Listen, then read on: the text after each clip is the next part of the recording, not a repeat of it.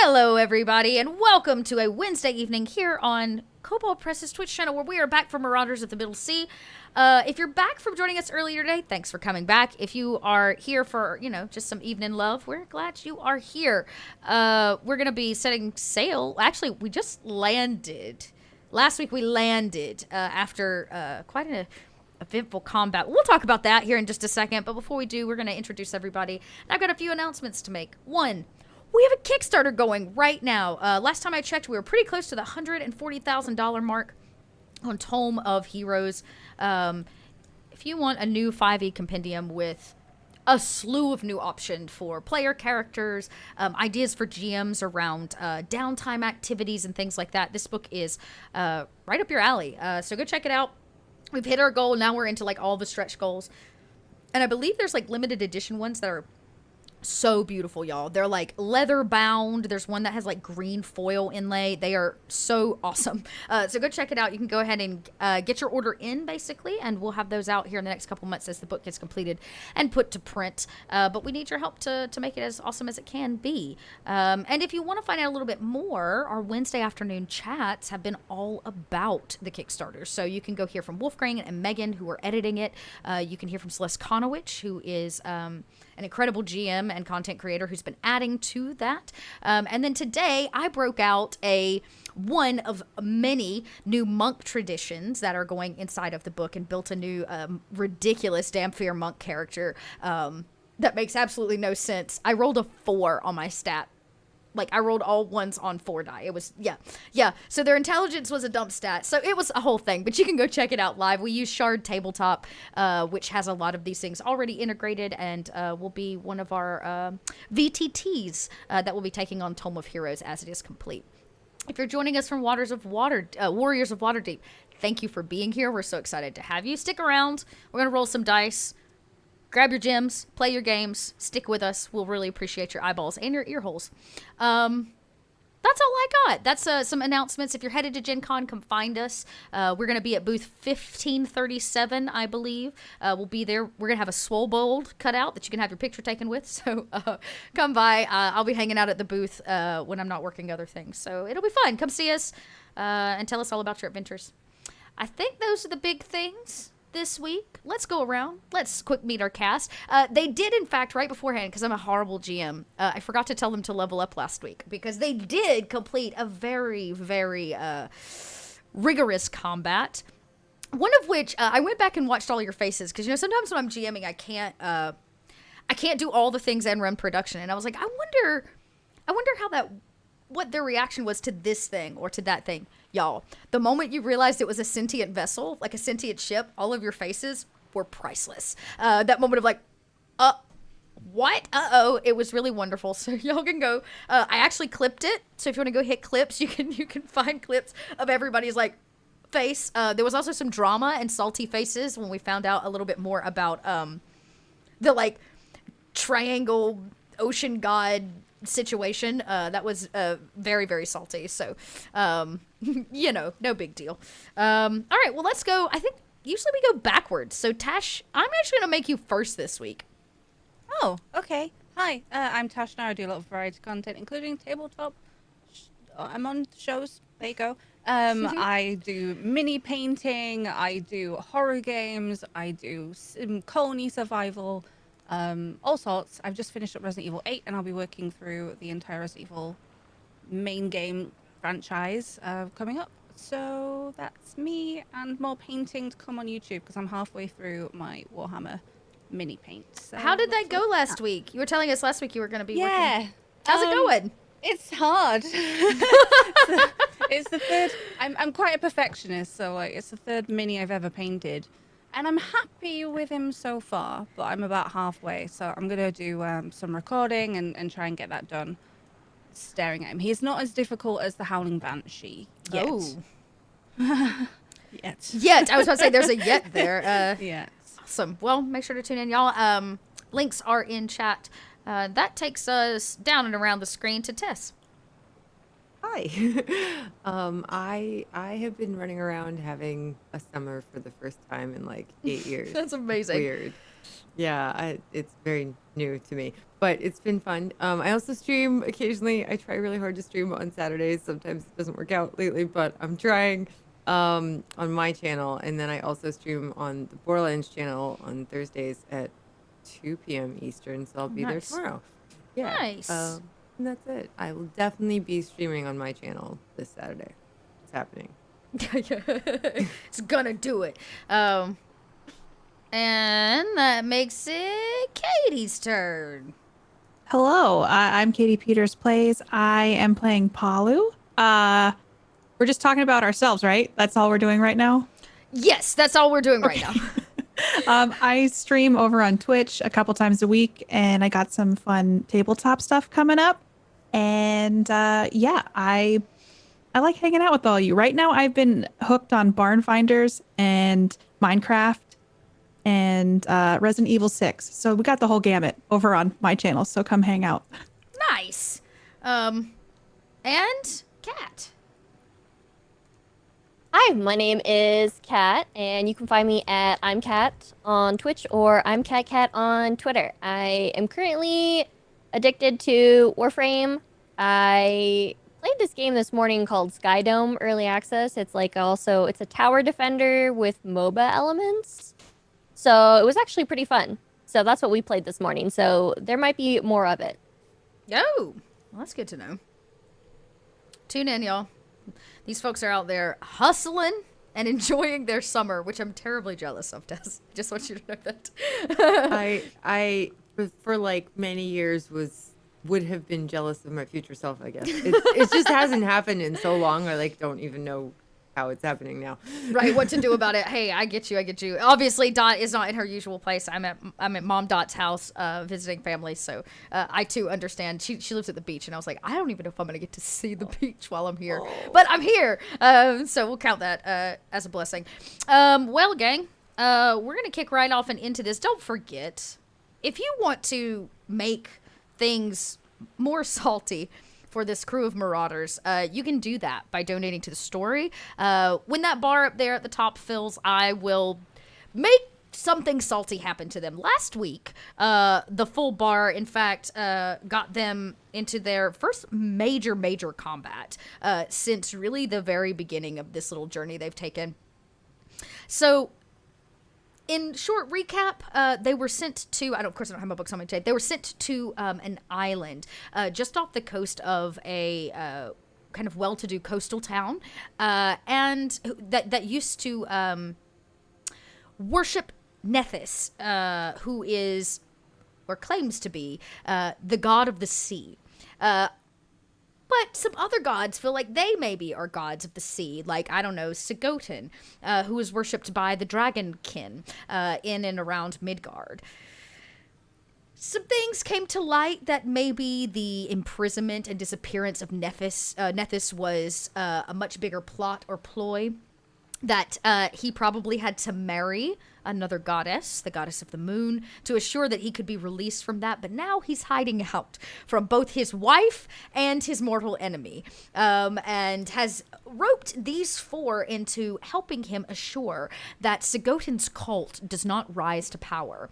And they are attempting to do that by collecting a series of very rare pearls known as the Song Pearls. They're said to have within them somehow these great songs that when played together release the will of Sigotin himself.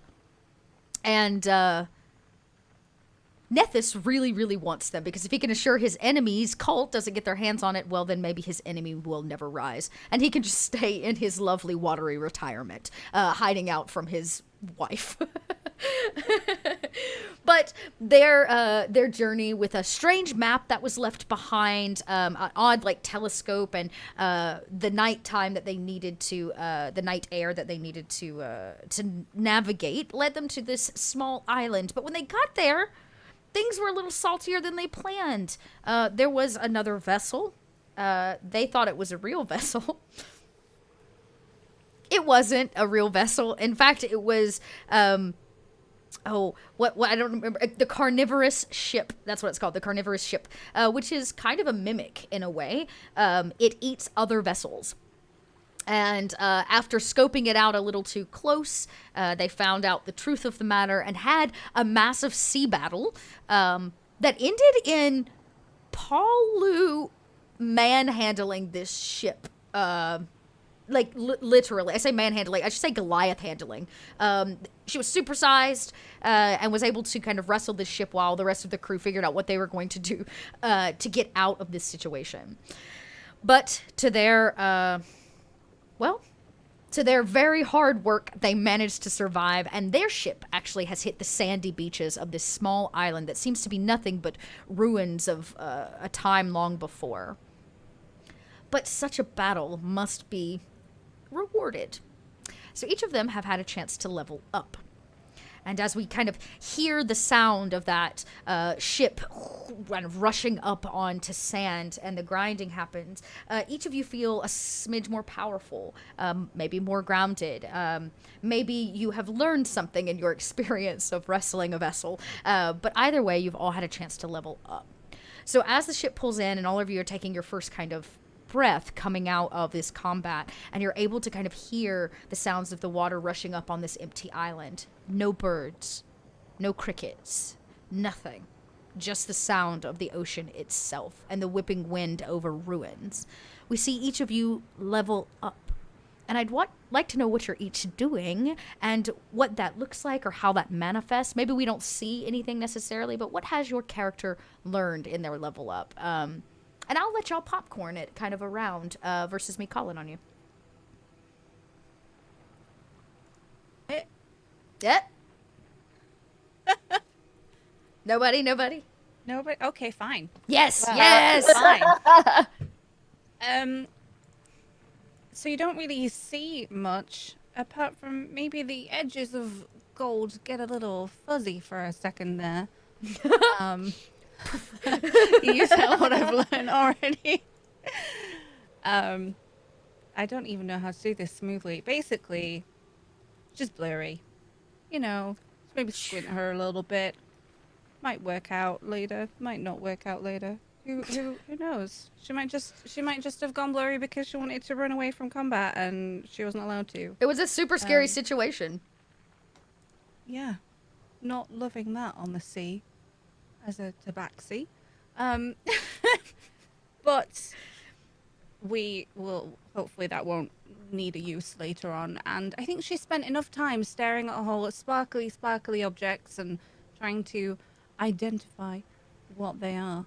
That we've learnt some things, like a cantrip or a spell slot one. Yes, keep going. Called identify. But that Really makes sense. smooth. You have had to Really smooth. you have had to identify a lot of things, and in fact, you've got a strange button in your pocket. Maybe now is the prime time to identify something. I already know it's my button. This is all I need. Is just a button. What other things? Yeah. What about everybody else? What does it kind of look like as you come down out of this combat and level up? Pasha just suddenly turns really dark. Like her face is dark and skull-like, and everything is kind of like everything on her is kind of like black and white all of a sudden and just dark, or like maybe like a really dark green. And you hear this like eerie flute music kind of going, but she's actually smiling and really happy. And then it goes away, and she's like, I learned a new spell. Kellenborg taught me a thing. I'm so excited. I bet it looks like it's like cute and scary all at the same time. It Yeah, reminds me of that exactly. gif of that bat hugging that pink rabbit. Has anybody seen that? It's like that jet black, and he's like hugging this pink rabbit, and I feel like that's your total vibes. Yeah. Nice. Maybe we'll actually get to see some of these levels up in full action. If there's a salty combat, cough, cough, chat. What else? What about Palu and Tide? Tide's angry. Tide's very mad, Oh, Tide. especially fighting that. Well, watching the whole thing go down. I think like everything, the whole adventure and stress of it all is now starting to leak out and she just clenches her fists together and just shouts, "Why can't anything be easy?" And all of a sudden, behind her in the water, a giant geyser comes up out of water, and she can control water. Whoa! You're like the water manifests in your anger. Yeah. I love that. Probably rains mist down on all Yeah, of you. probably it missed down. I bet Ufu gets a little like, because that's very scary and intense. That's like super intense. Wow. What about Palu? The great wrestling champ of carnivorous vessels. I feel like I hear Tide yelling, "Why can't anything be easy?" And this geyser shoots up as I'm climbing up the side of the boat from killing the ship that nobody saw me kill. But I'll get on top and like I'll slowly be shrinking down from that ginormous size that I was. But Yes. as I get back to normal, it's like my biceps are a little bit bigger and I look a little bit more like I'm more buff now. Like I'm a little bit more fit and I look a little bit more WWE wrestler kind of body. Yes. Yes. And so as I get up on the ship, it's like I'm shrinking down back to my normal size, but I'm just a little bulkier. But I feel like instinctually that maybe when battles come up, I might be able to roll advantage on initiative rolls. And if I'm surprised at the beginning of combat and I'm not incapacitated, I can act normally on my first turn, but only if you enter rage before doing anything else on that turn. So I have more of an instinctual ability to handle battle now. Huh. Well, that's nice. That sounds to me, chat, like y'all they need more combat. That's what I heard. And they feel the same way because they have already filled the salty bar. Y'all, I love that they don't get as excited as all of you do. Their faces are like, ooh. Yay! Yay! Well, as the ship pulls Yay. in, we see this geyser. We see the creepy but cute, right? We see the blurred, and we see our new wrestling champ, Palu. Like I said, the island's actually rather quiet in the grand scheme of things. Not at all probably what you planned on. It's very, very eerie in a way. It is at this point kind of rolling into darkness. The sun will be setting soon. But you can see this island is a little flatter, especially than the one the coastline you just left.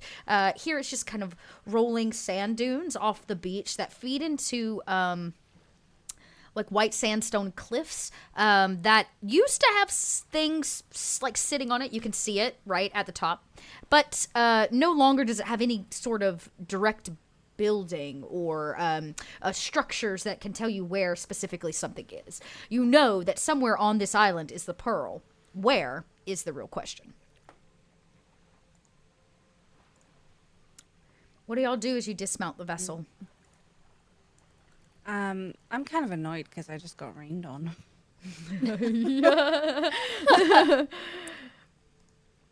I the would whole get onto time. the ship and just start yelling. Did you see what I did? Did you see that? No, I don't know what you're talking about. What did you do? When I took my javelin and I smashed it. Well, I choked it and then I smashed it through the head with my javelin and it sunk down into the depths. You didn't. Wow. yeah, I that's saw it. Cool. You saw it? It was on fire from someone. From me. Thanks. You're welcome. But I killed it. You saw me kill it. No. I didn't exactly see it, but I believe you. That's really cool. You just see her face fall. Oh no. Good job. I'm sure it was quite grand, but unfortunately, I was busy trying to turn the ship. But there are many of you and none of you saw it. Well, it wasn't I'm sure only... somebody saw it. I saw it. Where's Ufu? Ufu raises a very small little There hedgehog you hand. go. You saw it? I saw it. Do you think they will write songs about it? I write song about it. I write a song about I it. cannot wait to hear it. I hope that you start immediately on it. Great. No. They have you to any help us good? with the ship Or- first. Yes, but this song, it's going to transcend generations of the time I epically slayed the shark ship. Does It it count won't- if you have to ask for the song? I do. I don't think so. I mean, does who it would make a count? rule like You that? you see Palu get a little flustered. I Well, will. it seems Fine. like- Fine. I'll ask. Ufu, after we get the pearls, would you please write a very catchy, a detailed song about what you witnessed, about Palu slaying a giant ship with teeth. Just, I shall learn instrument and then song. There we go. Okay. You see Cool. Palu sitting there. There's like bile and blood and all that dripping off of her and viscera. It's true, and Well, actually, on the side of the ship is the same bile and like fleshy, because they set those flesh cannonballs at the ship too. It's all stuck to the side. I'm gonna sniff Palu a little, because we had a lot of fish and biscuits for dinner for a long time on the ship. Does it smell gross? It does smell gross. I mean, basically, what you have is decomposing ships, so like rotten wood and things of that nature, bone, flesh of those that were aboard the vessels that were consumed. Yeah. Not the worst thing that we could eat. Smell a bit like mulch. It's a little, yeah, it's a little potent. Potent in the way of like rotting flesh. Why are you smelling me, Gold? Why are you smelling her? It seems Can you like smell the battle on me? Probably. smell something. I might stay in this for a while. I feel empowered. You smell empowered, says Ufu. That's the you smell of winning.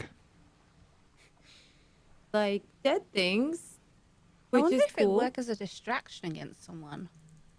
Like you Maybe. smell so bad. We that need they to get can't off the look at ship and find the pearl. Oh Did you weigh the anchor? Because it seems like you just ran Cap- it ashore. Captain Sarah, you see her like pull the lever that plunks the anchor in. It doesn't really make a difference. You have, in fact, run ashore. I don't know what I'm doing. I've never sailed a ship before in my life. You just Well, it did. didn't sink, so you did well. There you go. Perfect. So do we think that maybe the ship, the cannibal ship, had the pearl? Because the last weird rock crab had the pearl. That is true. Well, lucky for you all, when I was taking a nap, I made sure before so to meditate and prepare a specific spell for this. I would like to cast Locate Object. Oh! Do you have to have seen the object? Yes. Well, you Or have. heard of it or whatnot. And I Okay. have seen a pearl. You have. Okay, so I'll give you the roll. Drop it in chat for all of us so we can read the deets, because there may be some familiar to you. You sense the direction to the object's location as long as that object is within 1,000 feet of you. If the object is in motion, you know blah blah blah. Alternately, you can spell can locate the nearest object of a particular kind, such as a jewelry pearl. Okay, so you have seen one of the pearls. You know there are 3, so you're missing 2. I would say this totally works. What does it look like as you attempt to locate this object? You know, like is it like a metal detector? How do you manifest the magic? I'm going to sit down, and I'm going to take one of my legs, and I'm going to bend it behind my head, and I'm just going to do this with my hands and just meditate and just go, Mm, That's not how you have a bath. What is she doing? I open one eye. Shh. I need silence. Do you need assistance? No. Did you break your leg? Mm, Broken. That in my ear. I think she broke her leg. Is that why I she's cannot concentrate when you are talking.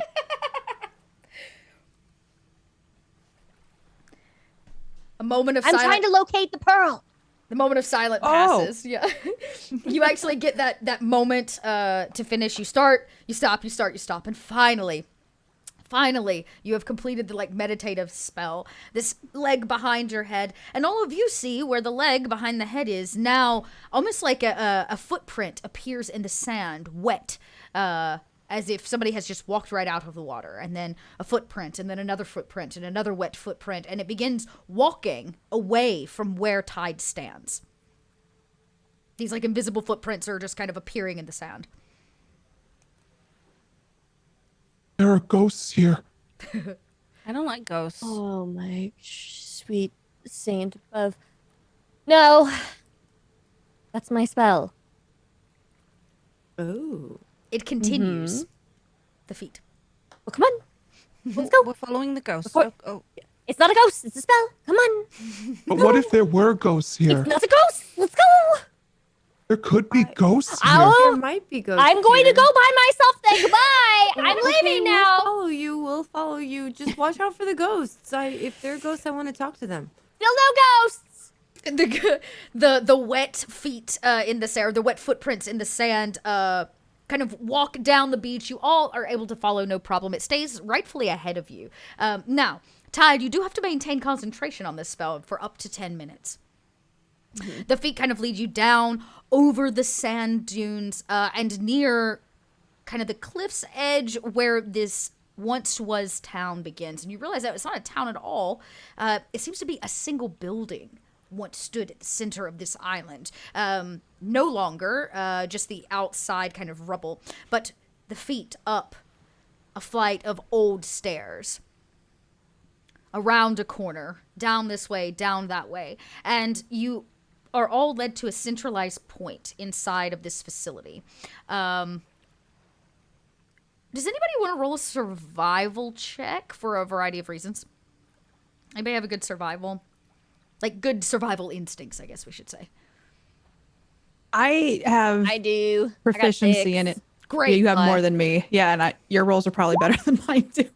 It was 13. A 13. Anybody's really welcome to roll this. This is more of just one, can you get back? And two, hey, Paulu. Okay. Okay. Actually, this kind of fits for you. Nethys has been worshipped and was worshipped many centuries earlier than where you currently are now, I guess, in time. Even in the north, because there are cold seas in the north. There are a lot of fishermen out of the north. What you're standing in is a temple, or was a temple. You're pretty sure of it. Tide, you can at least be able to backtrack your steps with the 13. But, Paulu, you're able to recognize that this whole facility used to be some kind of massive, I hate to call it a cathedral, but a massive a temple of some kind, to who you're not sure. Walls don't stand anymore. You can't really see anything. Maybe you can guess it might have been Nethys at some point, or maybe Sagotin, you have no idea. But they build large temples like this to different gods in the north. And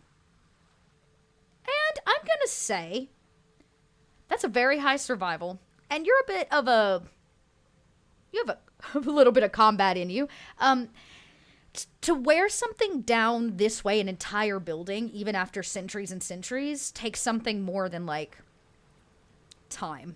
This place was destroyed, on a massive scale.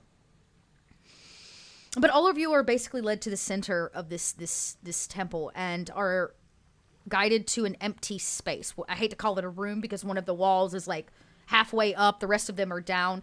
But there doesn't seem to be anything where you're standing, but this is where the feet lead you. And they stop right in the center of the room. This was a temple. Ghost's gone. What? happened? Ghost is gone. Not a Oh. ghost. That's my spell.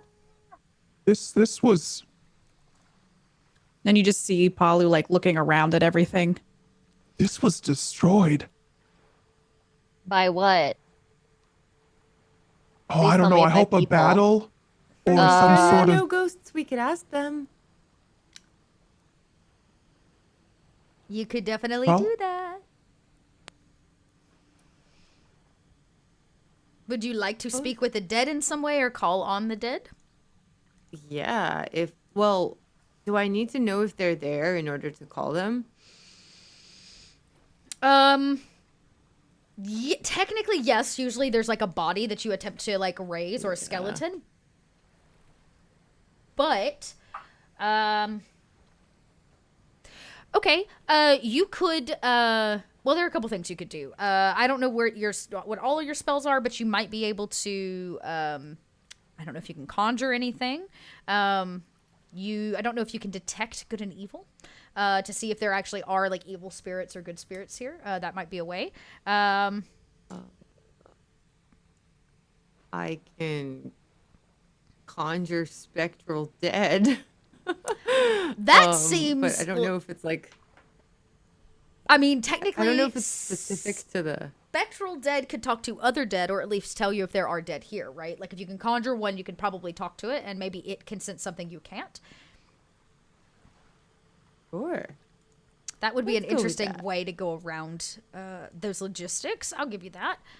What does this spectral dead look like, and who really are you calling forth? Because usually a specter is, you summon a shroud. It's kind of like a shroud. Oh, okay. You summon a shroud to do your bidding. The creature appears in an unoccupied space that you see within range. It's friendly to you and your allies for the duration. You can roll initiative, which we don't need to. Any verbal commands that you issue. Okay. What does your I think it's meant to like fight for us, but But you can give it a command. You can give it a command. So it does appear. What does it look like when you manifest this kind of specter or spirit? so for just a moment I like focus and I go all dark again and like my face is all dark and shadowy and evil looking, skull looking, and it's just for a second and you kind of hear flutes and then this dark kind of like shroud creature appears. It doesn't really have like a form. It's basically just kind of vaguely humanoid shaped, but it's just a dark kind of cloud. Yeah. And I don't warn anybody what I'm doing. It just shows up. And That's then perfect. I'm I'll back be to like looking normal. at Gold. Yeah. Like, Gold, I told you, it's not a ghost. It was a spell. Okay, so That's a I just sort of ghost. conjured a ghost so that we It's a could spell. ask if No, there are other It was a ghosts. said it was a spell. It ghost. wasn't a ghost. Said it was a ghost. It was a spell. Not a ghost. Um, There's like a wisp in the air of this manifest. It's kind of like a wispy shadow. look.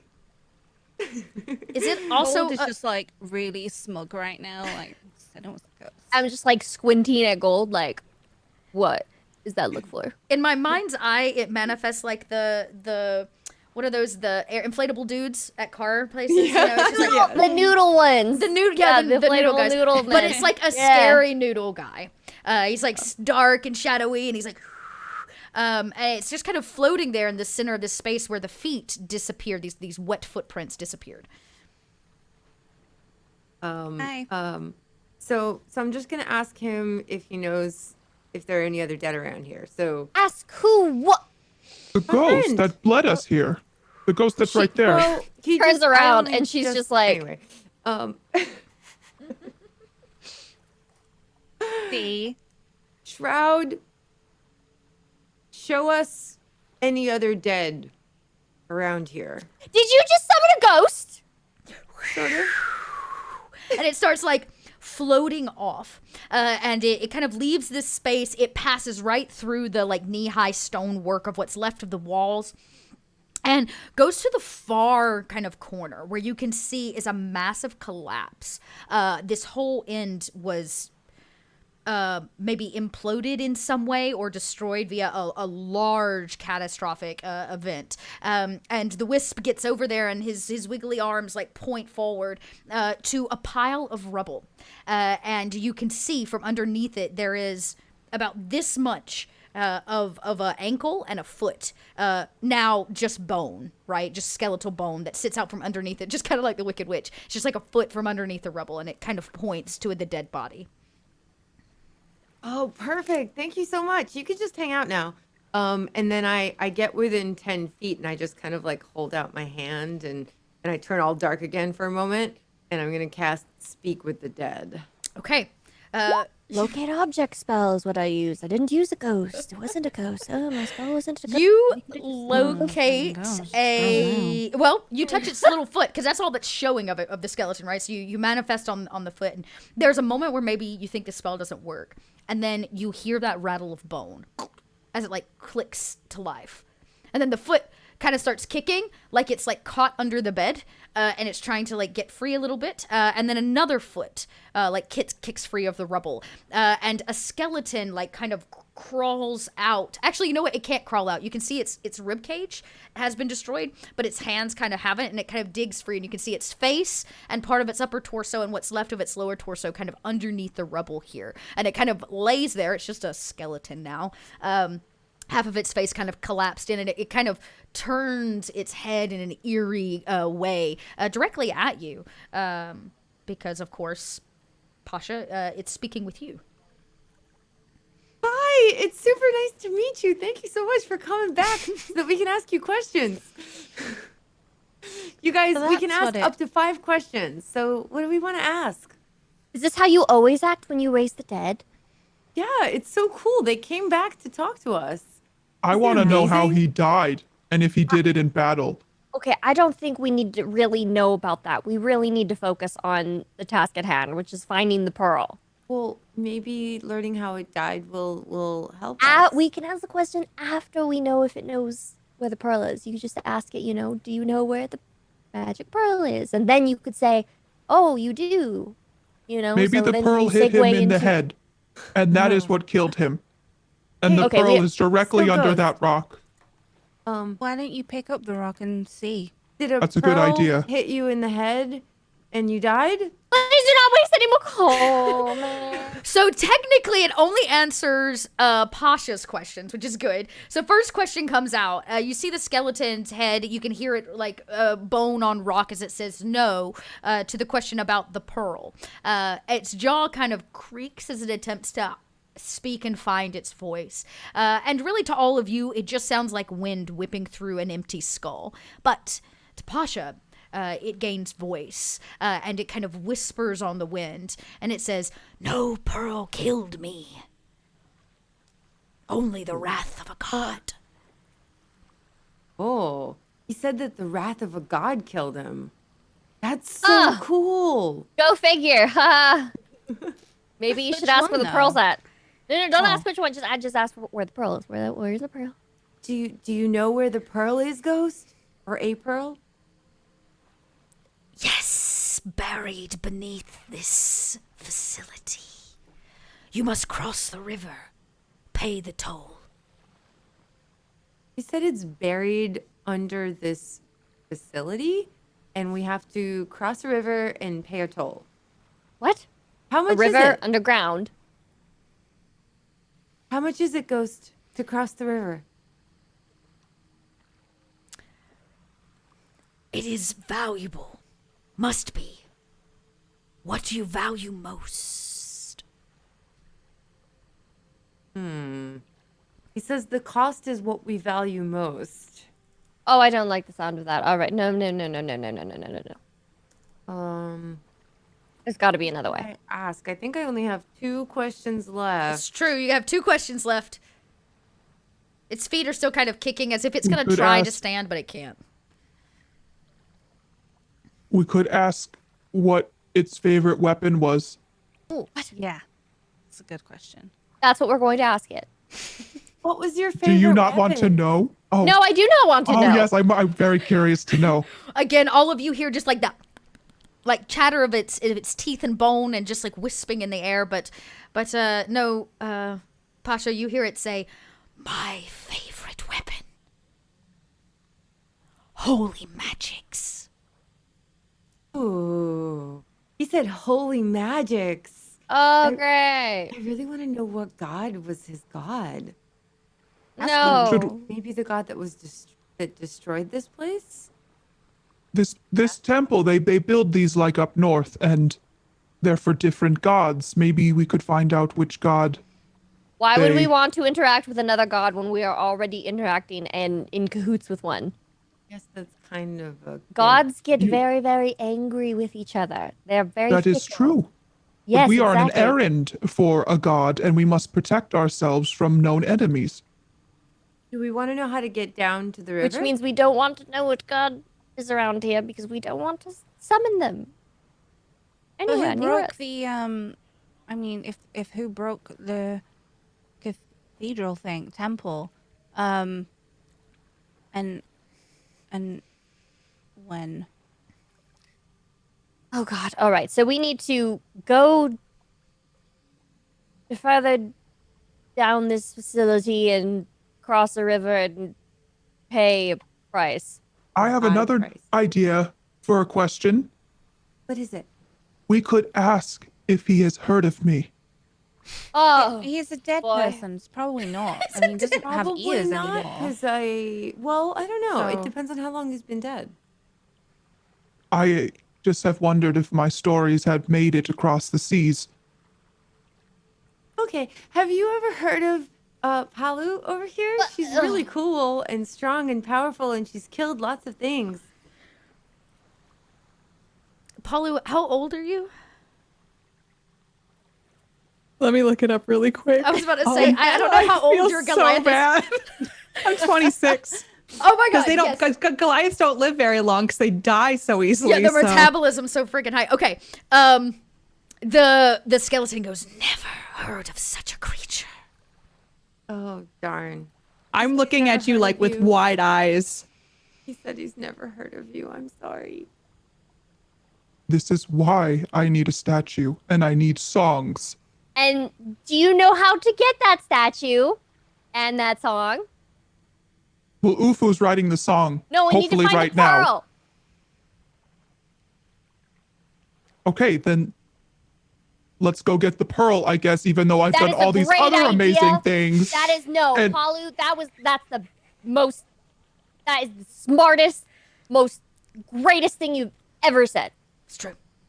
Thank you so much for your help, Ghost. You can go back to sleep now. And I just like pat it on the head. Yeah, and it's like you can hear its teeth like chattering, and it kind of goes limp. The feet stop kicking, the body becomes inanimate, and the jaw kind of like hangs loosely once again on this crushed skeleton. I'm really glad you brought me back before I didn't have skin. Yeah, that would have been weird. Wait, And you just see Palu looking between the two of them. were you dead, Gold? Oh boy.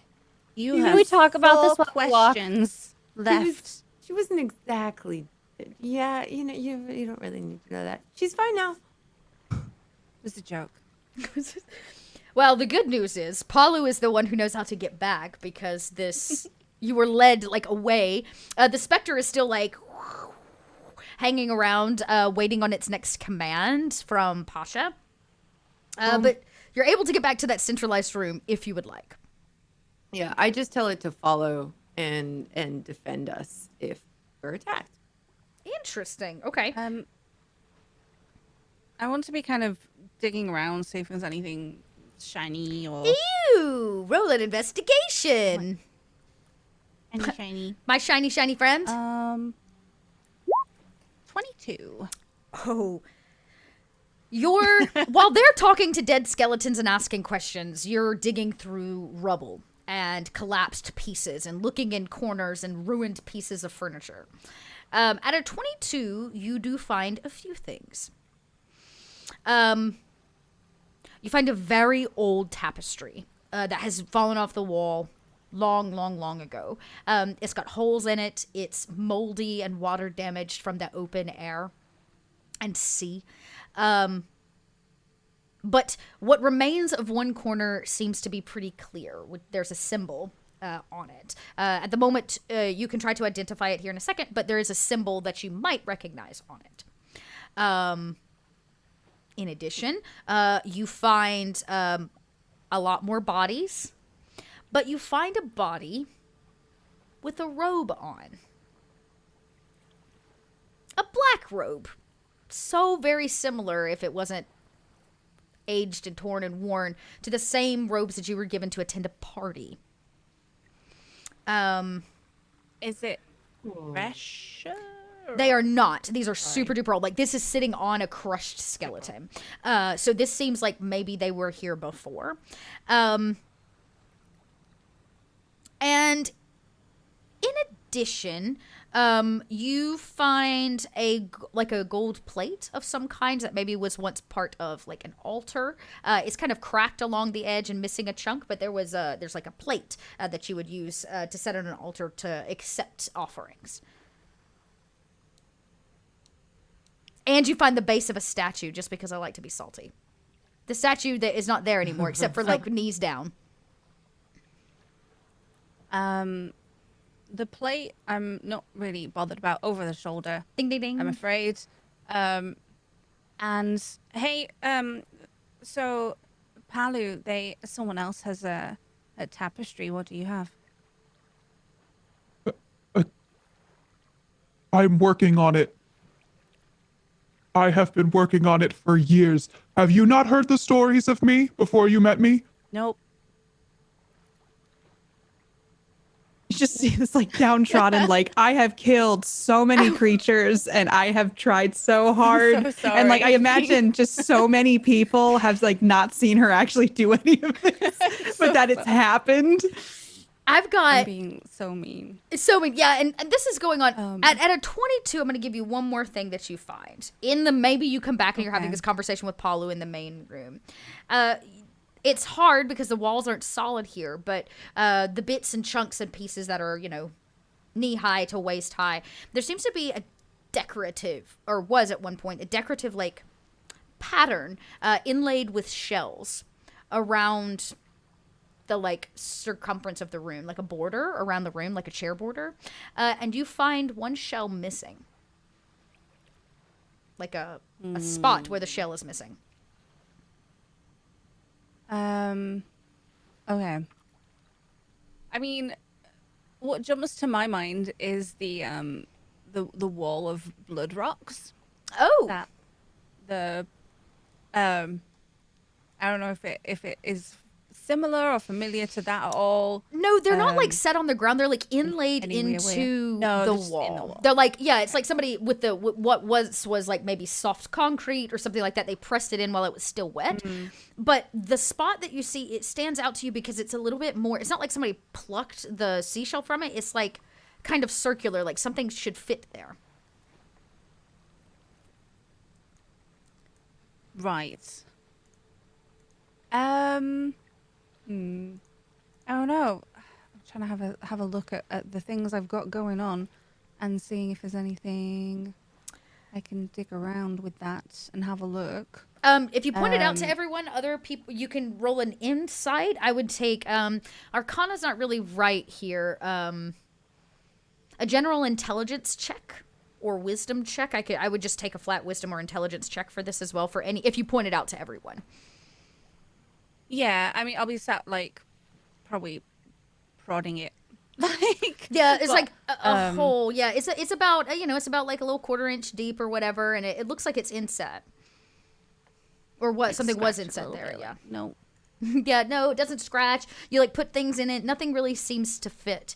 But like I said, any of you can roll an intelligence or an insight check to see if you can figure it out. Including myself? Including yourself. And you know what? You can take advantage on it because for reasons I can't say yet. Ooh. Oh, I did save by accident. Oh, that's okay. Okay. I would say Gold and Tide almost at the same time. The both of you realize it's the perfect size to fit Gold's button. The seashell button. I look at Gold. Just like very slowly. My eyes meet up to hers. Gold. Tide. Gold. Tide. Gold. Yes, Tide. Hi. That button? Your button? Your pretty little button that you love? My shell button. Yeah. Could you maybe put it in that hole? I could. And then you could take it out after you push it? Could. Could you do that now? I could. Here, Gold, and I give her like a Can you do it now? piece of bone.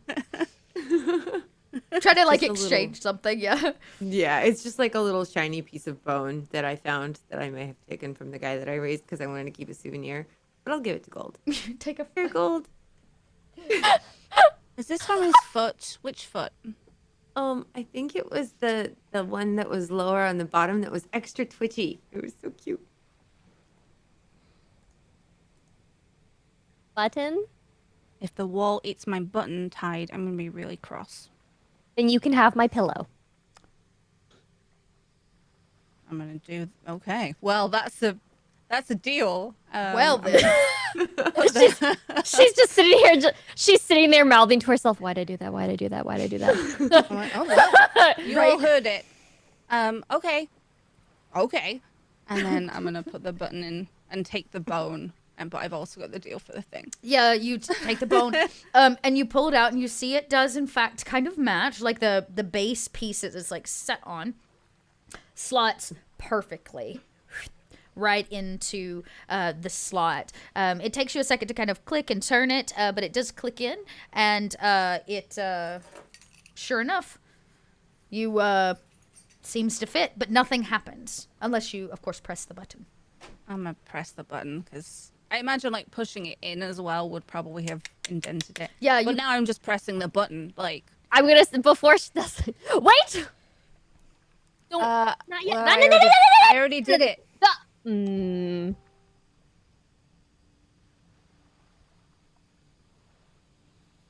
Did we do it? Do y'all want to make a dex check to see who reaches it first? I just wanted to detect magic. That's why, because I wanted to tell her, wait, not yet. But she already did it, so I'm like, okay. Well, again, we can we're make here. a dex check from the both of you to see who does it faster, who casts, who presses it faster. Okay. All right. I go. accidentally rolled with advantage, but I'll have gotten a 4 then, I suppose. 4 and a 7. It's awkward. Whatever it is between the two of you, but you do manage to cast detect magic. And from what you can tell, in this place, there's very little magic, actually. The button doesn't seem to be magical in any way. It seems to be mechanical. You know that because nothing magical pops up. Like, this whole area seems just deadened of magic. But as you cast it and see it, Gold basically trips at a 4 with that deck check kind of Don't try into to the steal my button. and the button is pressed. Paul, little tabaxi beans to the shell. Yeah.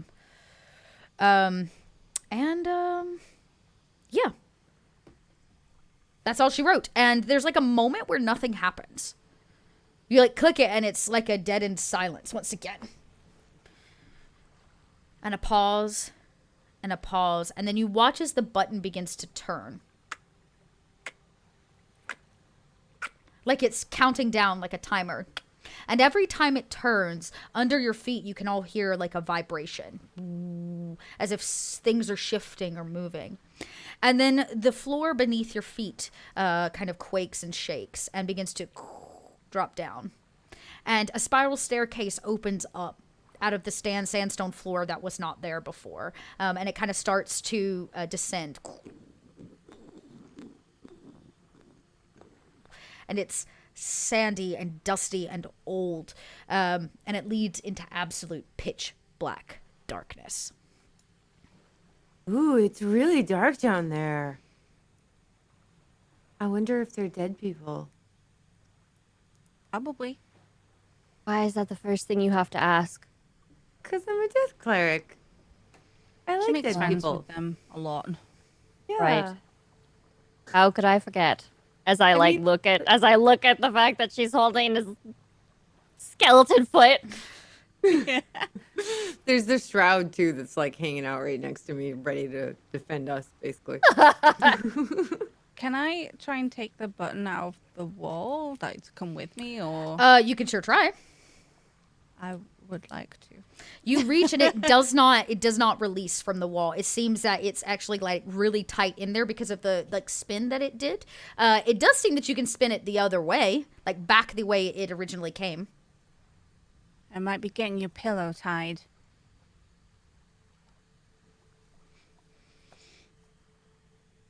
I mean, you I know like it. to You think- know it comes out. It came out before. I know, but I can get both if I make her think it doesn't. As long as I mean, oh, I can get both. I'm like hard staring at that button like And I'm gonna like just bring up the tapestry. Like I'm hiding from her a little bit because I don't want her to know that might be fibbing. So I'm like looking at the symbol on the tapestry bit that I have now. Yeah, you kind of hold it's a what's little left of it up. This symbol is not that of Nethys. It is not a fishing hook. It is a trident. You can roll a religion or arcana, anybody, to try to identify it. 26. Immediately, and maybe it's because you've already been doing this kind of like thinking and research and stuff. But this is the symbol, the trident symbol is that of Sigotin. So more than likely, this is a Sigotin temple that has been holding his pearls hidden for a very long time. Oh, it's Sigotin again. Do you want some paper? Some tapestry? I don't want it. I like to think that Palu's, with that 5 insight, is just like looking at the leg statue, just trying to figure out if they look like my legs this whole time while they're doing all this stuff. And I'll start to walk over to them. Do you think those legs are my legs on that statue? They don't look like her Why would legs. they Oh. Probably not. I was just on what statue? The one that you destroyed? no, the half statue over there. The half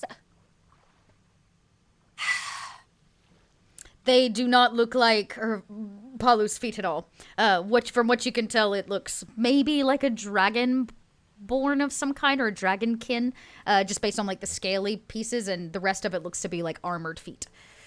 I walk over and I take Palu kind of by the arm, right, and very gently, and I go, "Come here, What? come here." And we walk Alright. over to the statue, Okay. and I stand in front of it, and then I stand to the side of it, and then I put my leg kind of like next to its leg, and I go, "Do this." Okay.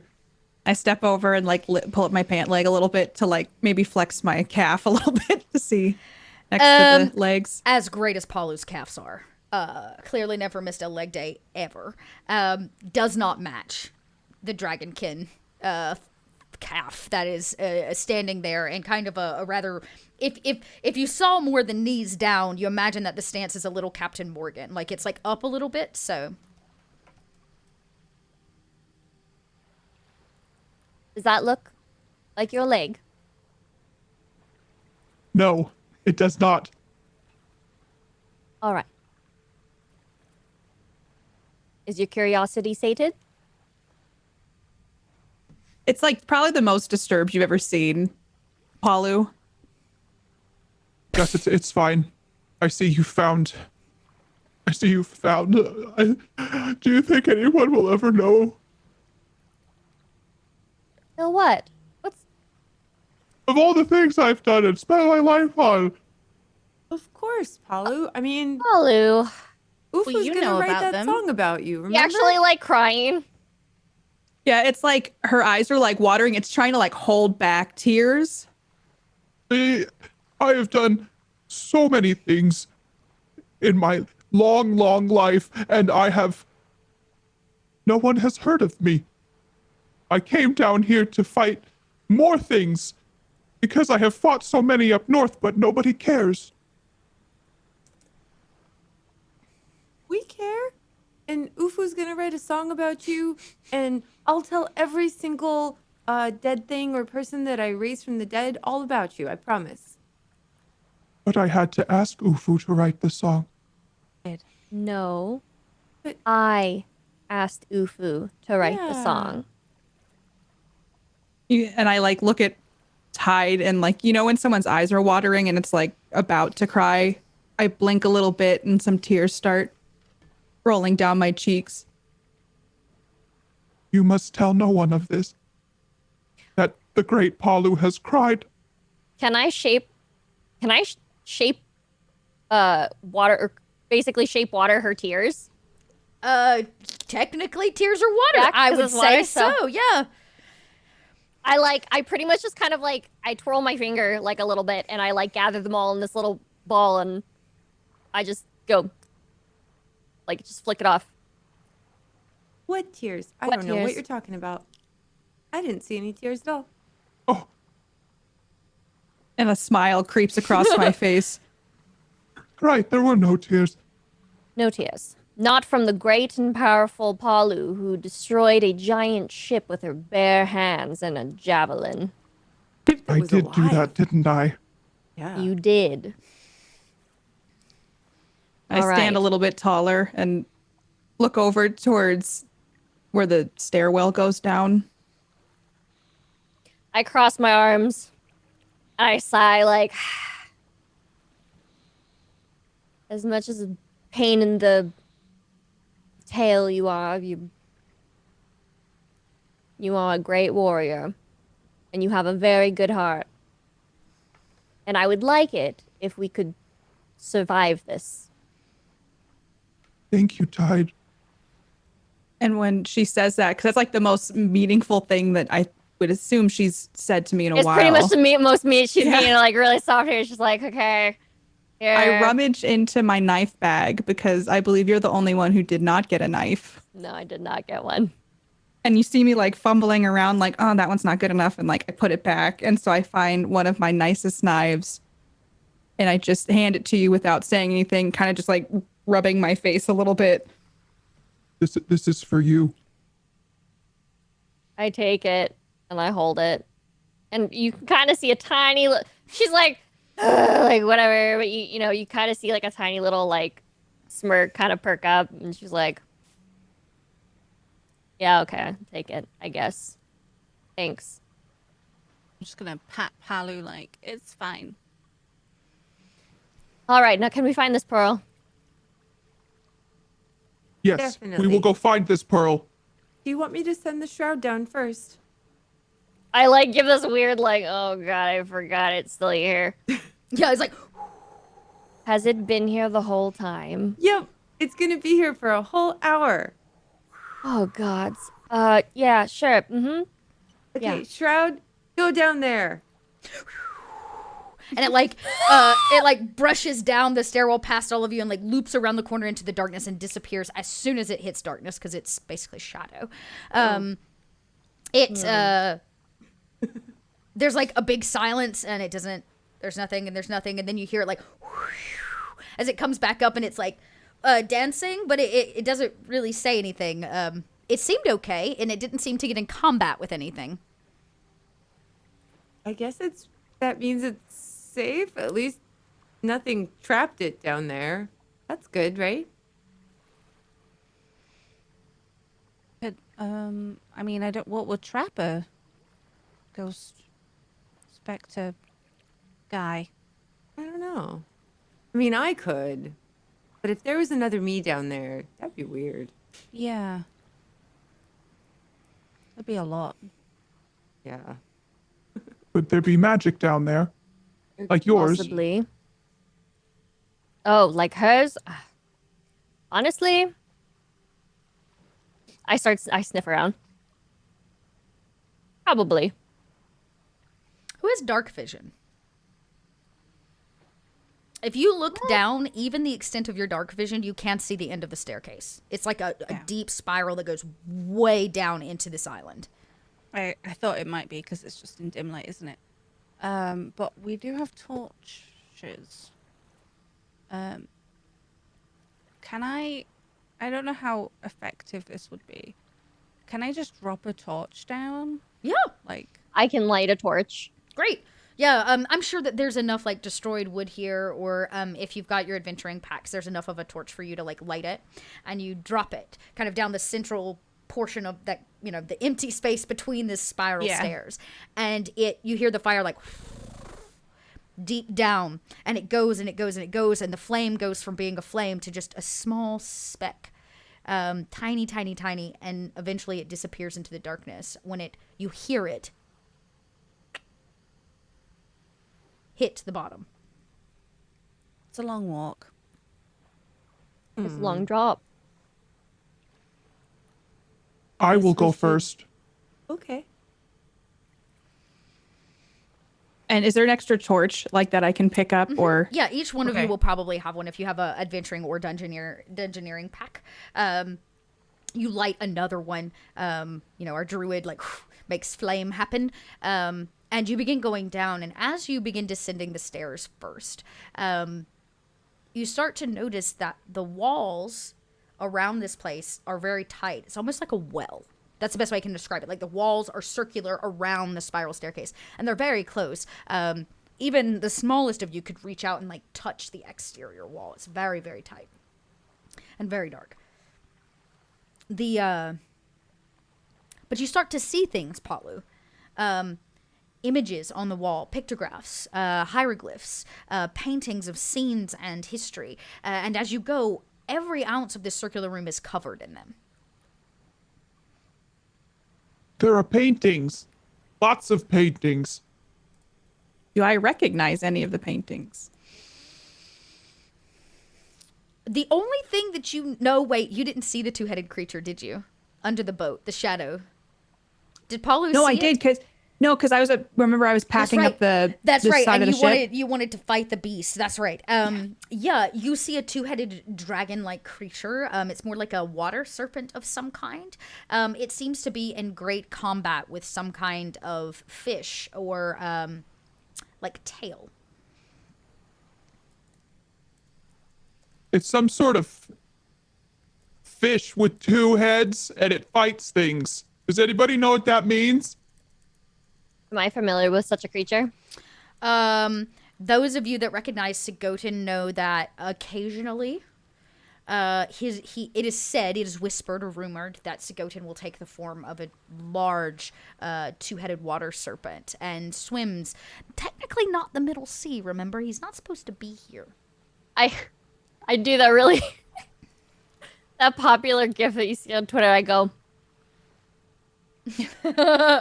Yes. That's a god. That's a god. This is a god?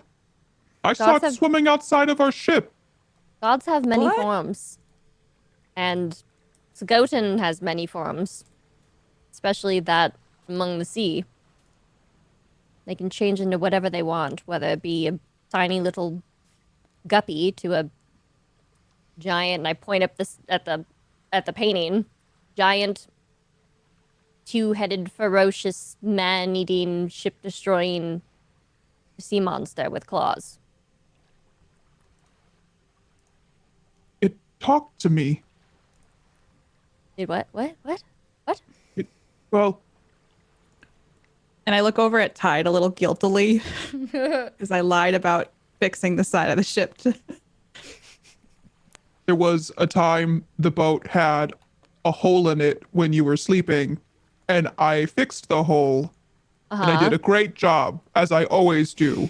Okay. And I saw Yes. this outside of the ship, and I may have said I wanted to fight it. Oh. I mean, And you didn't think a two-headed monster, you know, you didn't think of saying anything about it.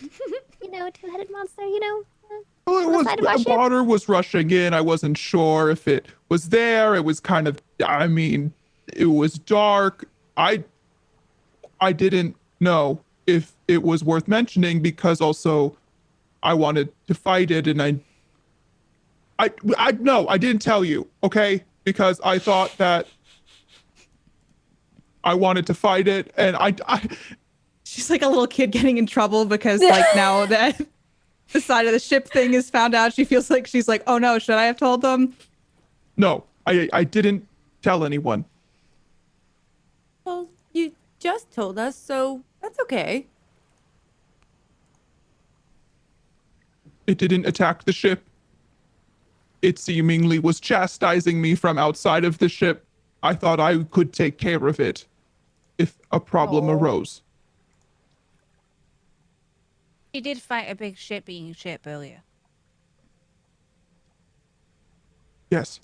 I'm And not I won it. I killed it. I'm not upset that you didn't tell me about the monster or the hole in the boat.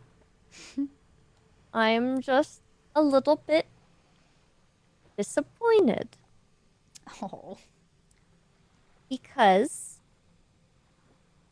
if that creature was actually around our ship, it could be a god, and one we are not working with right now. I could fight a god. It probably is following us and watching us. Well, when we get back to the boat, when we get the pearl, we'll just say, we didn't find the pearl here very loudly and get back on our ship and sail away. That sounds like a great plan. What? We could hide the pearl in Pasha's shell, Yeah, And- my pearl. Yeah, but I just hold on to it. just as safekeeping. I Okay. hold on to stuff for you other times. You know what? Okay. We need to find this pearl. We also need to know, we need to be wary because there might be a very angry, mean, murderous god following us. And we But I might am just with be. you. Yes, Palu, I understand that. But he is like. How do I say this? He is like 10 of you It's not Or very more. nice to say. combined. Then it will be a worthy fight. No. What would be a worthy fight is if he didn't fight you in a monstrous form. As I'm guessing this conversation's happening as you're going down the stairs. Yeah, we're going down. Down. And for those of you paying attention to the wall, you see that it actually is telling a series of events. Like, even this two-headed beast is massive. It wraps, like, multiple levels. But it seems that each one of the moments in time or whatever it's capturing is, it seems to be consuming things. For anybody that wants to make a history check or a religion check, I will let you do that right now as you're kind of taking each of these in, because over and over it's the same thing. This two-headed beast ends in a battle. 8. 8 and a 5 and a 4. God. You said it was a history? A history or a religion check, I'll take either. Okay. Okay. At a 13 in terms of history, none of you have worshipped Sagotin, right? Like, he's not your god of choice. He's definitely a dragonkin god altogether. But as you witness these moments, right, and you have to use kind of the torch to see it in its totality, the serpent is constantly consuming. Oh, like, in the moment, it's eating whatever it is. I'm going to say, Tide, you're the only one that recognizes that it seems to be eating other gods other demigods. It seems to be consuming them in some way. And each time it consumes one, the pictograph of the of Sigotin, or this two-headed serpent, gets larger and bigger. And as y'all keep walking and you think you're never going to reach the bottom, you finally see solid ground. It is very, very dark down here. For those of you sensitive to water, you can taste the salt water in the air. You can hear running water this low, though there's the sounds of nothing else. Except for Pasha.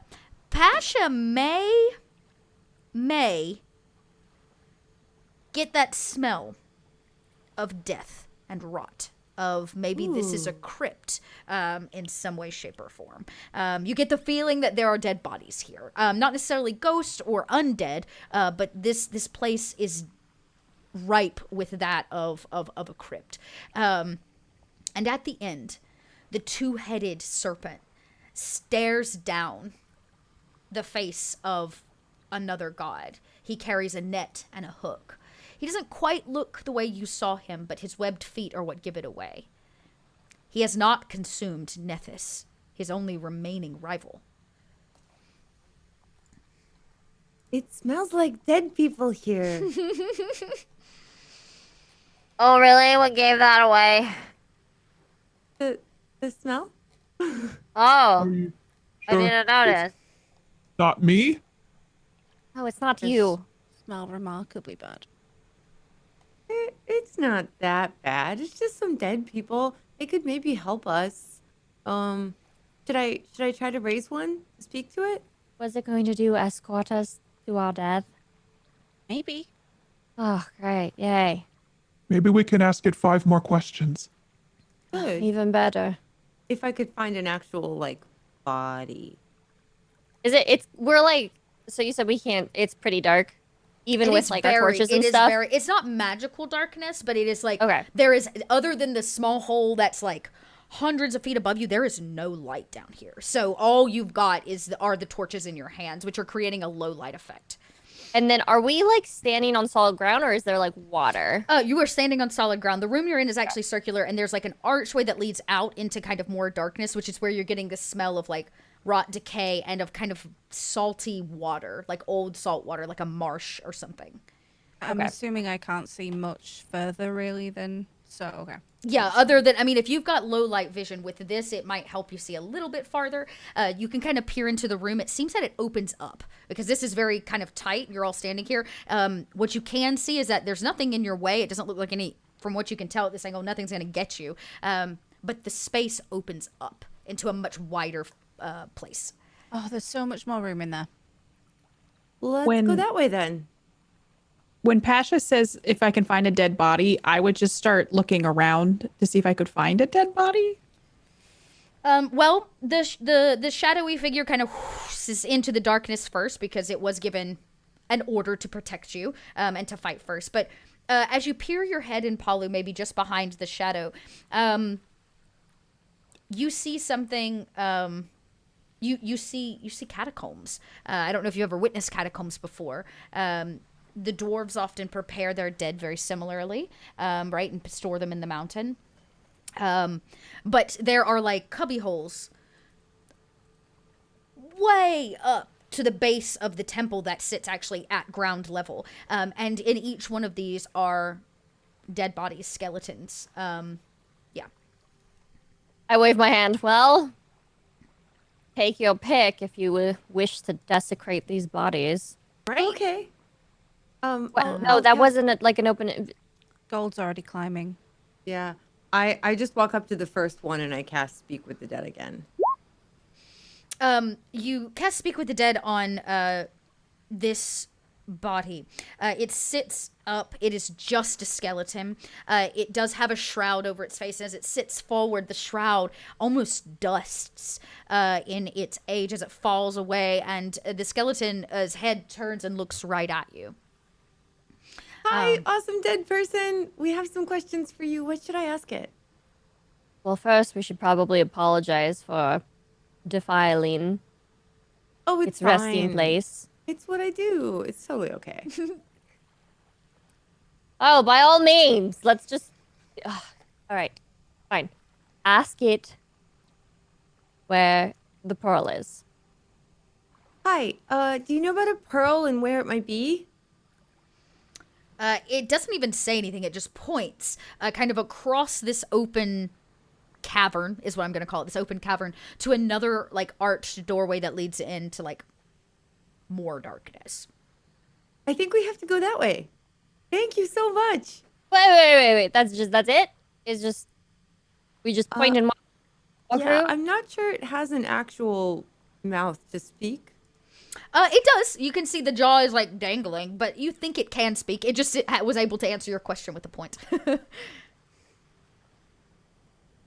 Well, we have 5 questions. I mean, we might as well ask them. We should ask if it's trapped. Well, it's dead. So No. We should ask if the pearl. Oh, if they're trapped on the way to the yes, pearl. we should. Good Yes. idea. Or there's any danger, or something we should look Is for. there out anything for. on the way to the pearl that can kill us? You hear a female voice. Again, the rest of you hear wisps, but a female voice says, "Yes, we will kill you." Uh-oh. It said that they will kill us. Like it included itself. But it's already dead, so Oh, this is why I hate necromancy and curses and just evil and bad stuff. As soon as Tide said we could desecrate bodies, Gold was climbing to have a look in all the cubby holes. roll an investigation. No. Concerned. Oh, Yeah, roll an investigation. 23. You do find a few of them under their. Actually, here's what's interesting to you, Gold. Every one of these people were laid to rest naked. There are no, like, tattered clothes that were once on these skeletons. Every one of them is bare bone skeleton under, like, a shroud, right? Just a blanket. So even if you're, like, peeking, they don't have pockets. There's nothing on them. But what you do find is something else very interesting. And it piques your interest because it's shiny. To the kind of head space of each one of these wall cubbies, right? These wall coffins where these bodies are laid under shrouds, there seems to be a glass, I don't know, circle that has been embedded, like pressed into the wall when it was maybe still wet and drying. It's under glass, and you can see that it's like gold foil, right? There's like, it was made with gold foil, and each of them depict the person that lays there. Oh, that's quite nice.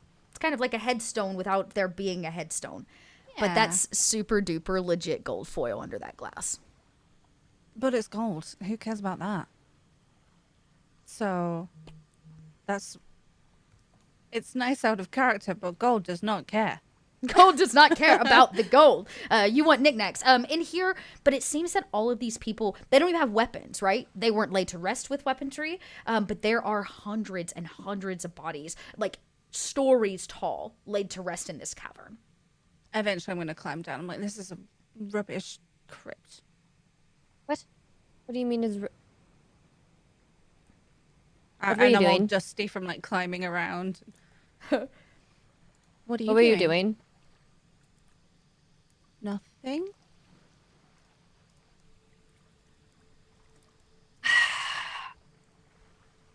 We have like 3 more questions, right? Yeah, Yeah, the we do. skeleton's just like sitting there, like, Where's all their stuff? Because they don't have anything. Where'd all your stuff go? after we gave our most valued possession, we in turn gave everything else to serve. They gave it away, I think. That's it. They just gave away all their goods. Well, they said they gave their most valued possession first, and Oh, then no. and then she said that they gave the rest to serve. So they gave everything away. Wow. To serve who? Who did you serve? The head actually turns this time, and you can kind of hear the creaking in a weird way of the bone. And the mouth simply says, "The double-headed serpent, lord of the sea, Sigotin." Oh, they serve Sigotin.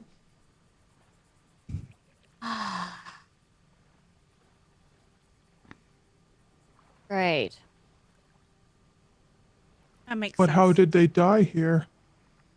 Well, They wanted to die here. They worshipped him. The head Sounds like- kind of nods in agreement to what Tide says. I like kind of like look at the. I slowly look at the skull. And there was the dead guy upstairs. yeah. I don't think they wanted to die upstairs. Probably they still had clothes on.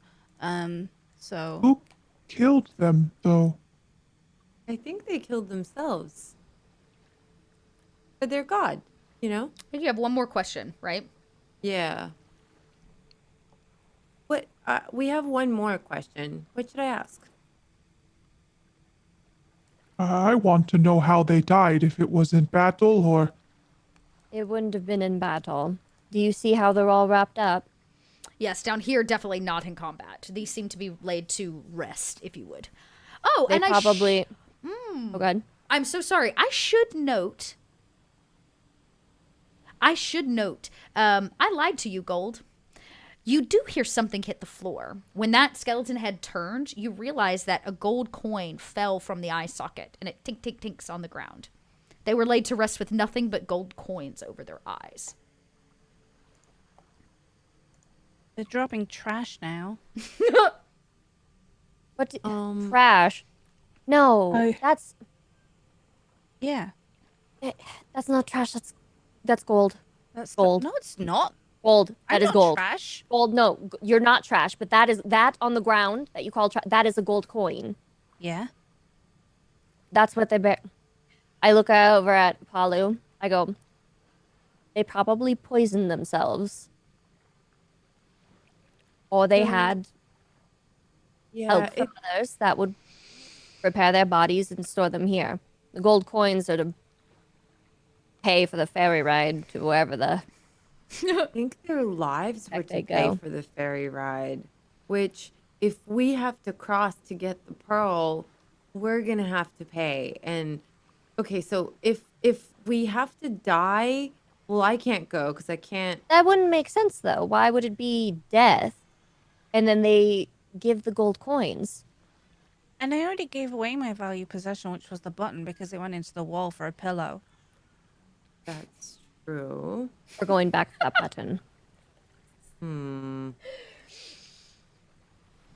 Well, I am not dying here for such a No one's worthless dying here. cause.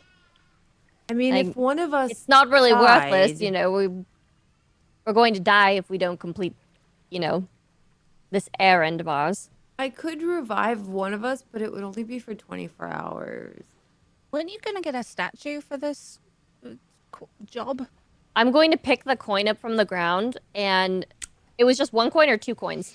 The only one that fell from the eye socket is in your hand, but if you look close enough, you can see there's another one like deeply embedded into the skull. I'm as gonna if, like, take it. Yeah, time. I'm gonna look at it, and then I'm gonna look at the skull. It does not look like any coin you have ever seen before. It doesn't seem to be of any coin or chit of trade value that you've seen in Midgard in the past. I look at the skull and I say, will these coins pay for passage?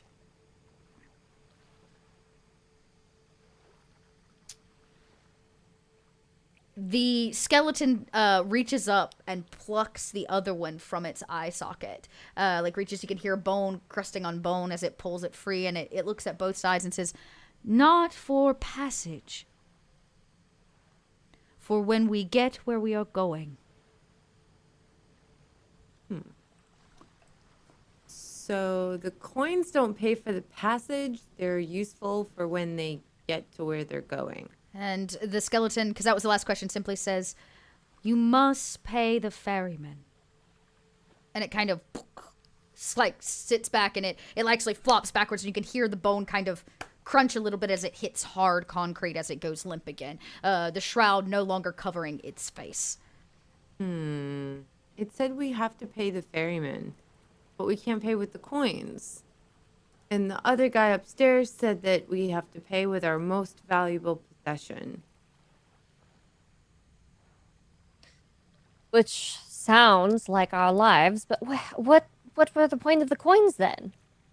I think they're for when they get to wherever they are. So maybe on the other side, they get to have lives and like comfy little houses, and they need to buy cute little like housewarming gifts for each other or something. Is there anything like I'm gonna end up snatching this off Tide and having a look. Yeah.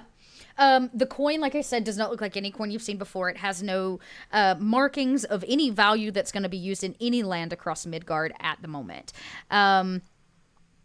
You are welcome to roll for... it even has weird symbols on it. No written language. The symbol in the middle seems to be that of a boat and an oar.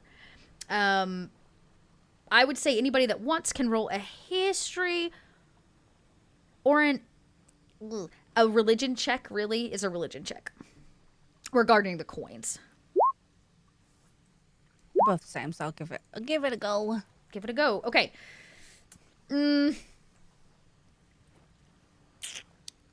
Paulu, I'm only going to give you this because you're from the north. Occasionally, folk from the north will lay gold coins on the eyes of the dead to assure that they have something to give the ferryman who ferries their souls. Maybe. Tide and gold, you're pretty close there with that 10 and that 9. Oh, no, all three of you. Okay. The coin has no written language on it. It has a symbol of like I said, the boat and the oar. It does seem to have the same imprint on both sides. It's identical. And there is a series of single letters that are written like along one bottom edge of it. I'd say it's, I guess, really written in common is probably the best. Yeah, it would be written in common. So that pretty much anybody could read it and understand it. And it simply reads CHIRON.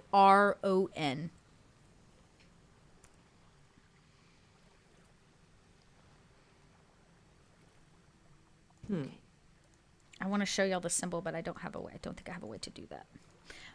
But yeah, it's almost like a whirlpool. Like you can see it's like scratched into the gold, and then right in the middle is like an aerial view of a small rowboat and 2 oars. Okay. I was kind of umming and ahhing whether to use identify, but I don't think I will. I was about to say, you totes can.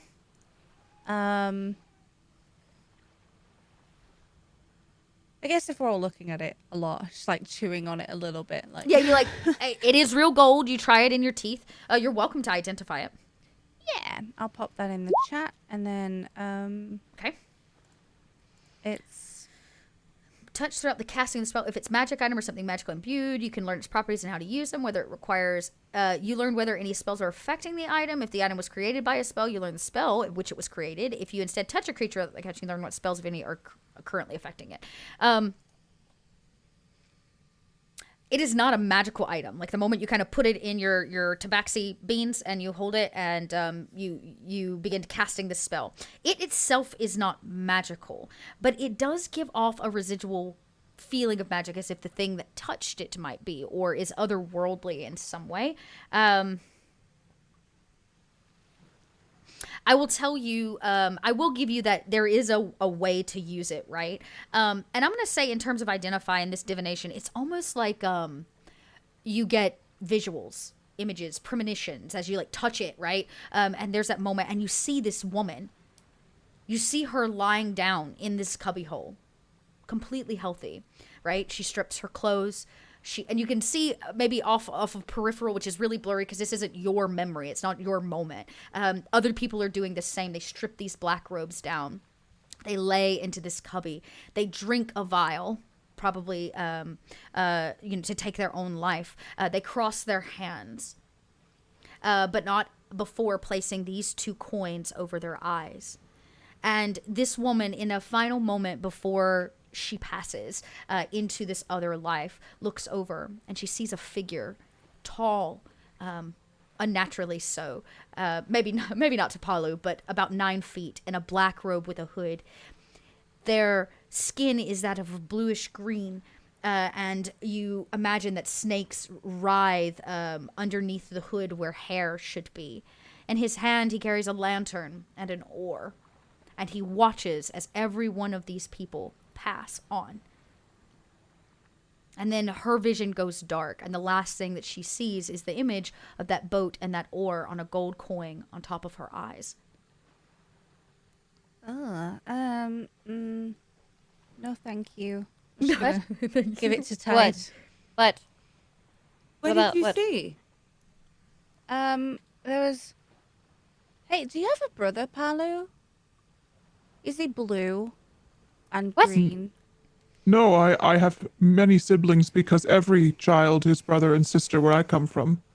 Well, is one of them blue and greeny color? Gold, what are you No. talking about? Oh, I saw how she died. Oh, And my brother had something to do with it? Well, I don't know. It's someone really tall. And also, do No, any of them have not all snakes tall for people hair? are going to be Palu's siblings, Gold.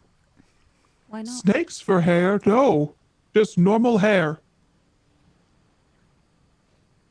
Okay, maybe not Palu's brother then. Well, Yeah, what so- happened? Well, they got undressed and they had to lie down and then they had a drink and then they lots of people put the coins on and then they thing. But this lady, she was looking around because she's nosy. I like her. The guy with the oar, he was wearing a hood and he was bluey green and he had snakes and an oar and a lantern and how did she put the coins on? Anyway, he was rowing a boat. I think it was this boat. When she Pointing says at the that, coin again. does it like trigger any memories for me or religion things that I would know of? You know what? I'll give you all a chance to roll a history and religion again with advantage. Now that you have I'm so more sorry, information. but- description. What? Okay, I'll. Oh, a 21. Paulu Wow. immediately, Paulu, finally, immediately, brother. you're like, oh, this does ring a bell. This totally rings a bell. There is a god that is worshipped in the north. He considers himself more of where you're from, he's a guardian of souls. At least that's kind of how he's looked at. In the north, they call him Hod the Blind. Hod, Hod the Blind. He's a god of caves and darkness, and is considered a minor son of another god called Wotan. But where you're from, he is, like I said, kind of a guardian of souls. If your character knows anything about the Underdark, like what goes on below with the ghouls and everything that's going on there, you might know that the ghouls who keep a lot of slaves and do a lot of horrible things to surface dwellers consider this god, this Hod the Blind, like a god of the small people, right? Of the poor and the slaves, because death is their freedom. And so they worship him because he ferries souls. That is what he does. At a 20, nat 20, I'm going to say you recognize that sometimes in other places he goes by another name other than Hod the Blind, where he's called in the north. Charon is his name, Charun or Chirun. He here is a keeper of sailors, and gravediggers are his choice of friends. And knowing what you know now, and after your conversation with Nethys on board your ship, Nethys mentioned that he had a friend who ferries souls that he wanted to introduce to Pasha. oh, You would see like all the gears turning in Palu's head. It's just kind of like a blank stare, and then the eyes start like thinking. I know who that is. Is it your cousin? who is it? No, Oh, his God. name is Hod the Blind, and he is a guardian of the souls up north. Oh, But he must know Nethys. I think this is who you're supposed to meet, Pasha. oh, that's But- so cool. Wait, but Weren't we supposed to meet him after we delivered the pearl? Yeah, why are we meeting him before? When you say that, you hear off in the distance from that other doorway that goes deeper, you hear a ding, ding, ding, ding. You guys hear that? There's like a bell or something. No one's Would I home. know if the bell is like an indication that he's nearby? Yeah, it seems like whatever that sound is coming from inside of that next room. You think we should go in there? I mean, at least we can ask him questions, and maybe we won't have to pay with our most valuable thing. He is part of the underworld. Well, that's And- okay. That's no big deal. We've been there before. He is a ferryman, though, like we've been discussing. And there is a darkness in him that we must be wary of. Well, we'll be careful. But we have to go. That's where the pearl is. Right? We have been paid. And if that's the person I'm supposed to talk to anyway,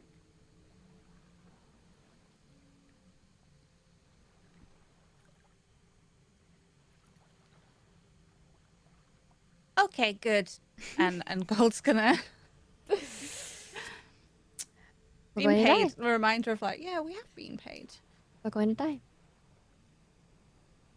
I mean, as long as I don't die, I can revive you guys only for 24 hours, though, unless I ask Kellenvor for help again. But we won't get into that. It'll be fine. Let's try it and see what happens. Yeah, why not? Sure. What could possibly go wrong, you know? You all, I'm guessing, exit this room with your torches held high. The shroudy figure whoos in. And as you enter, you're immediately hit with the smell of brackish water, that of like fresh and salt water. It smells almost like a marsh. But you see a natural river. In this light, it is jet black. It looks almost like a running tar. And off in the distance, you can see a very small lantern. It hangs from a boat, a small rowboat. And a figure in, well, gold, the same kind of hooded figure that you saw before, is rowing. Hi. It is a little ways down, but it looks up, and when it does, you almost can't see its face in the blackness. But you hear him go, and when he does, your lanterns go out, or your torches go out, leaving the lantern on his boat as the only thing left. Great. This isn't ominous at all. Yeah, it is. It's Who just is a little there? Dark. That was sarcasm, Gold. Hello? The figure finishes rowing up, and at first he seems hunched and almost old, the way mostly there Malone kind of carried himself in this decrepit way. But when you say, "Who's there?" he throws the hood back, and you see dripping kind of hair. It writhes against his skin, and you can see his belt is made of the same coins that you took from the eyes of the woman, the Karen coins. He holds this oar like a staff, and he stands in the boat. And he puts his hand out to all of you. You can see on his forearm he has tattoos of snakes and things. He says nothing. Yeah, I told you he had snake hair. I look at Pasha. Cool. What does he want?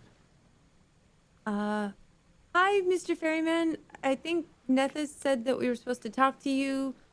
We're looking for a pearl. His eyes dart to you when you say Nethys, as if it is a name he has not heard in a generation.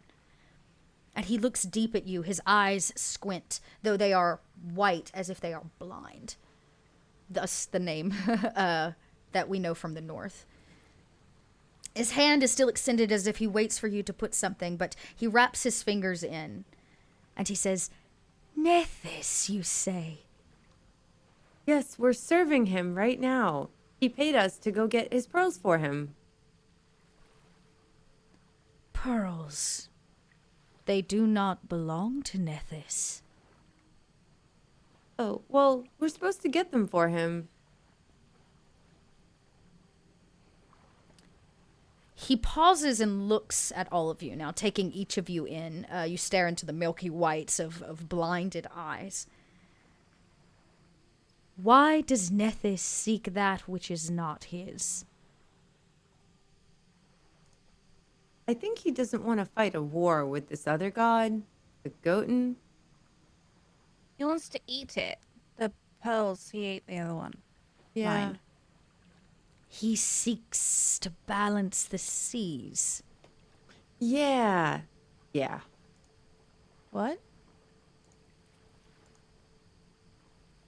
Why should I help four mortals? You are not ready to cross the the sea of souls. Well, we're only... How nice of you to notice. Yeah, we only want to pop over there for just a minute and then come right back with the pearl. We're not ready to stay. That'll be someday further on in the future, you know? All souls who pass on this ferry do not return unless they leave something behind. That which they value most. And his kind of creaky hand opens back up again. I left my button upstairs. Can I come back? Or does that count? Because I mean, we had to leave it to open the floor. He says the button is just a switch. You value such a small item. Yeah, I pressed and it made a funny noise. He says, really likes things like that. Yes, your trinkets.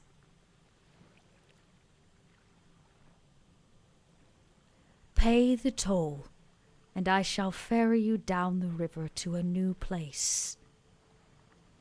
Is it the place where the pearl is? Because really, we're just supposed to get that and come right back. Yes, it is. Okay, let me have a look. Look in my button bag. And he says, I look forward to being the keeper of your prized possessions. And as he whispers that on the air, and you all stand in the darkness staring at him, lit in almost an odd way simply from that single light, you will all have the week to think about what your most prized possession is. Because next week, you will have to leave it behind. At least to take this ferry. We will hold until next week. It is 8 o'clock, almost on the nose. And instead of going late this week, because we went late last week. Oh, that's so cute, 12-sided guy, where the party gets all stuck on the boat because they value each other the most. Gold's getting out of there. Aww. That's so Gold's sweet. getting out of here. Peace out. That's so sweet. Let's quick go around. Y'all can tell us where you are. I know you mentioned it at the top, but we've had a lot of viewers come in, so thank you for joining us. Thank you for the salty bar, because I'll tell you this. That salty bar tonight went to something very special, which is actually getting to meet Karen. Y'all were not going to meet Karen tonight. You were going to do it next week, but I felt like a little salty soul exchange might be in the works. Plus, we know that Pasha's been waiting on it. So this will be very, very fun for next week. Thank you all for joining us. If you came in with Warriors of Waterdeep and hung out with us, we really appreciate it. We hope you grabbed your gems. And if you are new to Kobold Press, give us a follow, y'all. We'd really love it. You'll know when we go live again, because we'll be back here, same Kobold time, same Kobold channel next week. And let's not forget, we are running a Kickstarter. Tome of Heroes right now is trucking along. Actually, I'm going to open it up and see where we're at. We have crossed the $140,000 mark, 141 everybody, with 2,436 backers with still 30 days to go. So get on this. The book is going to be incredible, and I will slowly, as long as they're allowing me, be pulling small things from that book. If you want to check out more Kobold Press, check us out at koboldpress.com. All right, let's go around. Y'all tell us who you are, where we can find your amazing faces when you're not over here, talking to the dead. Let's start backwards, which makes it Kat. You're up. Hi, my name is Kat. I played at Tide Deep Trench, the very uptight druid. Not at all who Kat really is, I swears up. Definitely not me. You can find me at I'm Cat on Twitch, where I play a variety of games at a very chaotic level, and you can find me on Twitter at I'm Cat, where you will read my tweets of the most chaotic variety. Oh. There it is. I love that face. Katie. Hi, I'm Katie Peters Plays. I played Palu for you today, who got in touch with her emotional side. Look, giant Goliath tears are more than my poor heart could handle.